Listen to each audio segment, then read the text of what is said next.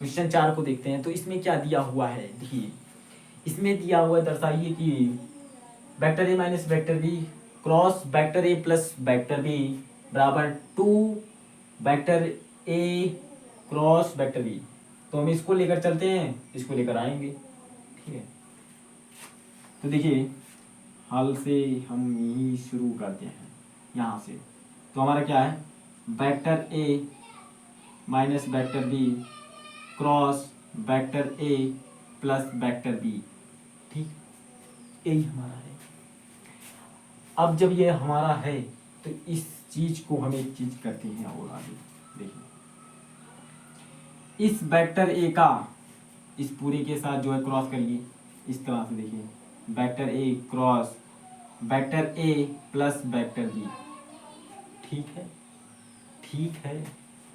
देखिए फिर इसके बाद जो है माइनस वेक्टर बी का इस पूरे के साथ क्रॉस करिए, फिर minus vector B cross vector A plus vector B. इस तरह से जो है आपको करना है, बस यही आप कर दीजिए, आपका भी देखिए आंसर आ जाएगा।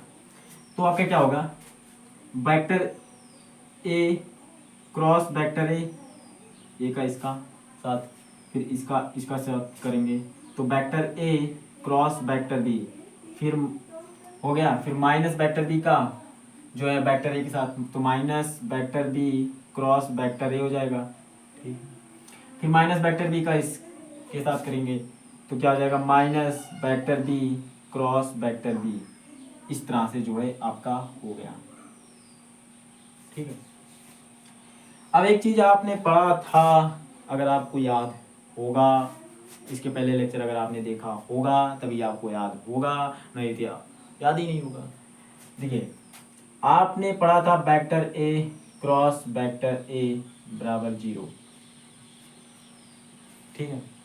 या फिर ऐसे था आपका था आई कैप क्रॉस आई कैप बराबर 0, तो वही भैया वेक्टर ए क्रॉस वेक्टर ए बराबर 0। तो यहाँ पर क्या हो जाएगा, 0 हो जाएगा। फिर इसके बाद vector B cross vector B वही चीज़ है, तो यहाँ पर भी 0 हो जाएगा। फिर आपका क्या हो जाएगा, vector A cross vector B minus vector B cross vector A, ठीक है भैया। 0 कोनो मतलब है ना, इन्हें हटाया था कोनो काम है ना सबसे।